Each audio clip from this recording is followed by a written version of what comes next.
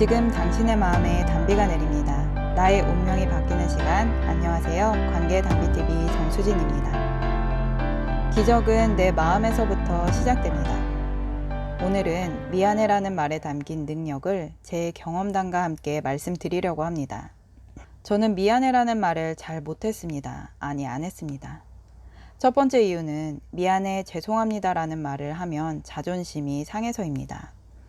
예를 들어 내가 느끼기엔 나의 잘못이 70%, 상대의 잘못이 30%인데 미안해라고 말해버리면 내 잘못이 100%가 된 것 같고 상대의 잘못은 없던 일이 돼버릴까봐 내 잘못을 인정하지 못하는 것입니다. 두 번째 이유는 어려서부터 미안해, 죄송합니다라는 말을 잘 쓰지 않았고 들어본 적도 없기 때문입니다.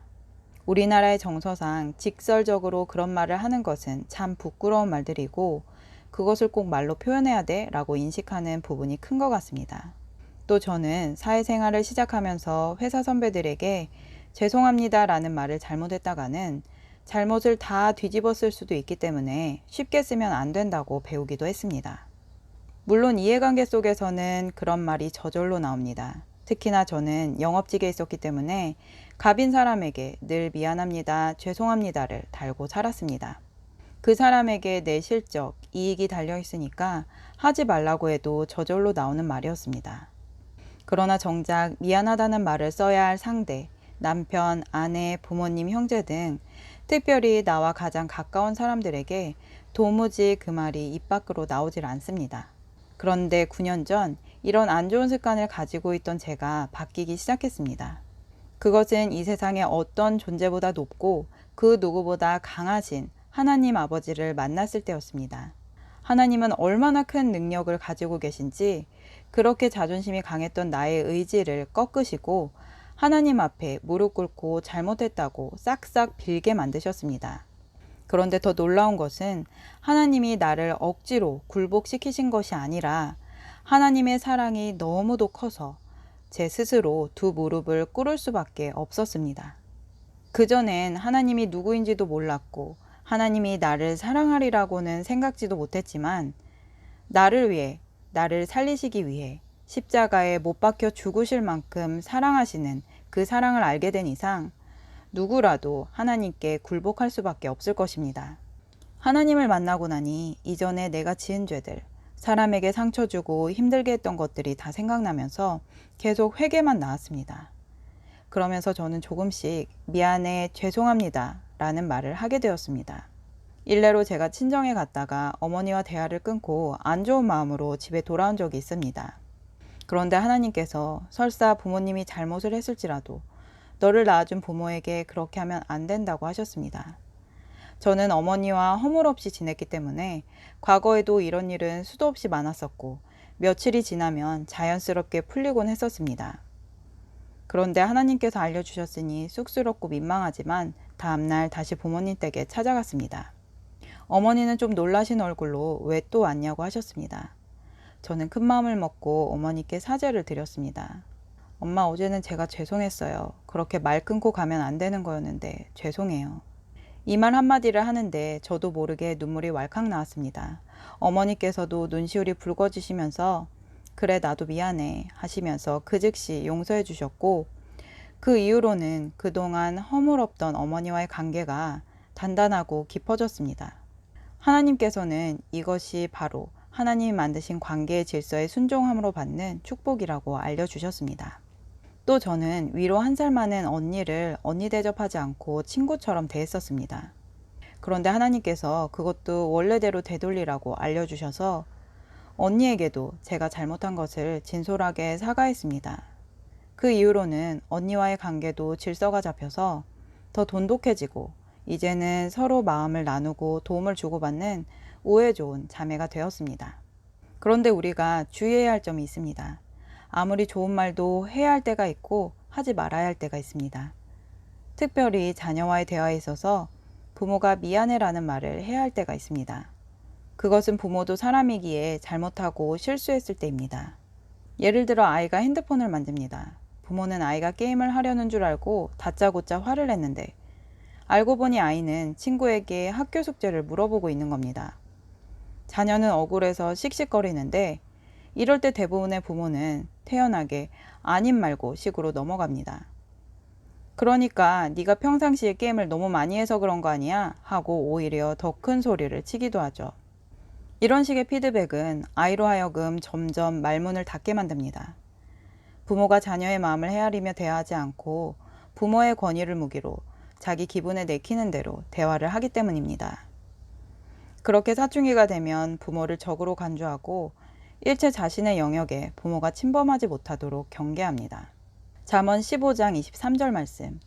사람은 그 입의 대답으로 말미암아 기쁨을 얻나니 때에 맞은 말이 얼마나 아름다운고. 또 자녀가 어릴 때는 이런 실수도 많습니다. 아이가 혼자 놀다가 다쳤습니다.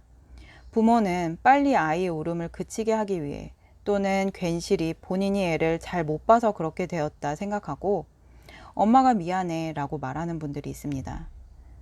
이런 상황에서는 엄마가 사과해서는 안 됩니다. 대신 아픈 아이의 마음을 다독여주는 한마디, 엄마가 호해줄게, 이 말이면 충분히 아이는 만족합니다.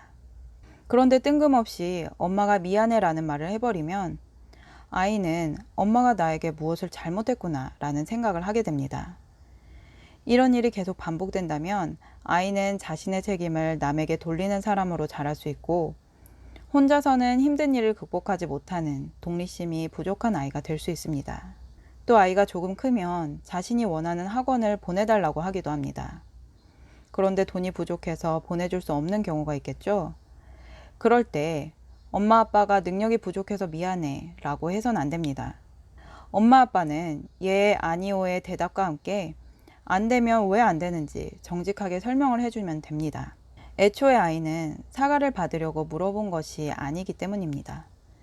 이런 때에 맞지 않는 사과로 인해 부모는 부모대로 죄책감에 시달리고 자녀 또한 이런 부모님을 무시하거나 자격지심, 피해의식, 물질 만능 사고가 생길 수 있습니다.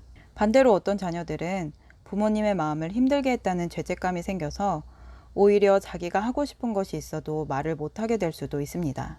얼마 전 저희 집에 7살 된 아들이 이런 말을 했습니다. 엄마 아빠, 우리 집이 너무 좁아서 축구를 할 수 없어요. 더 큰 집으로 이사 가요. 그때 남편이 당황해서 뭐? 하며 말을 잇지 못하는데 제가 생각난 말이 있었습니다.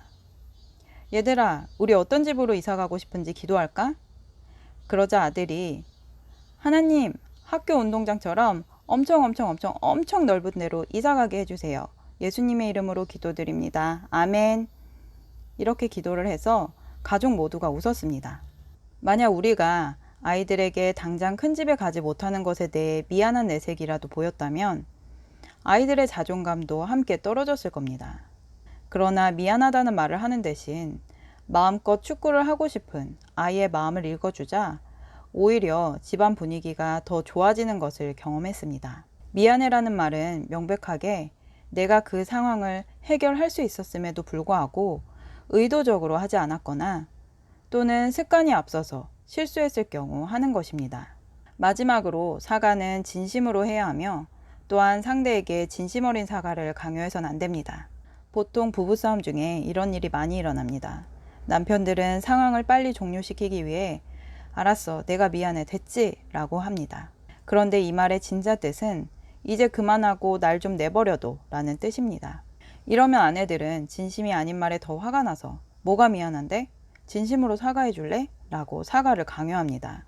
남편은 이런 싸움이 진저리가 나도록 싫고 아내는 말을 안 들어주는 남편이 미워서 화병이 나버립니다.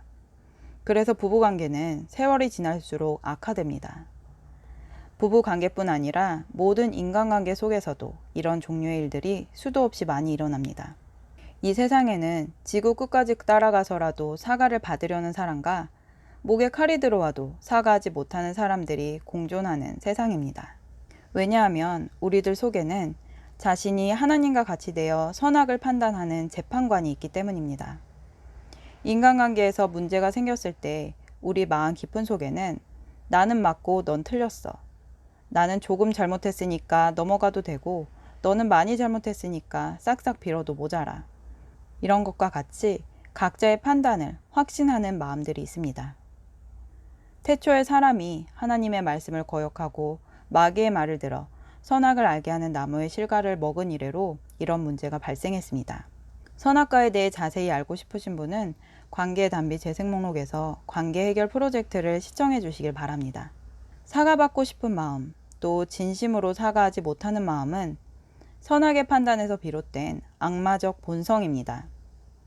이것에서 벗어날 수 있는 유일한 방법은 예수 그리스도를 믿고 예수님의 사랑을 받아 새 생명으로 거듭나는 것입니다. 예수님의 사랑은 잘잘못을 따지고 정죄하는 것이 아닌 용서의 사랑이기 때문입니다.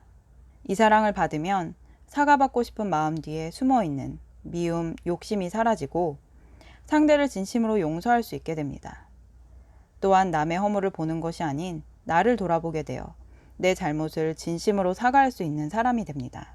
사랑과 사람 치유센터에서는 개인의 노력으로는 절대 해결할 수 없는 마음의 갈등, 관계 문제 뒤에 감춰진 영적 비밀에 대해 배우고 믿음으로 승리하는 방법을 교육합니다. 도움이 필요하신 분들은 영상 끝에 이메일로 연락 주시길 바랍니다. 오늘 영상은 여기서 마치겠습니다. 끝까지 시청해주신 여러분 감사합니다. 누구나 아름답습니다. 누구나 희망이 있습니다. 이상 메마른 관계의 단비 같은 소식을 전하는 관계의 단비TV 정수진이었습니다. 사랑과 평화의 왕, 우리 주 예수 그리스도의 이름으로 당신을 축복합니다. 행복한 하루 되세요.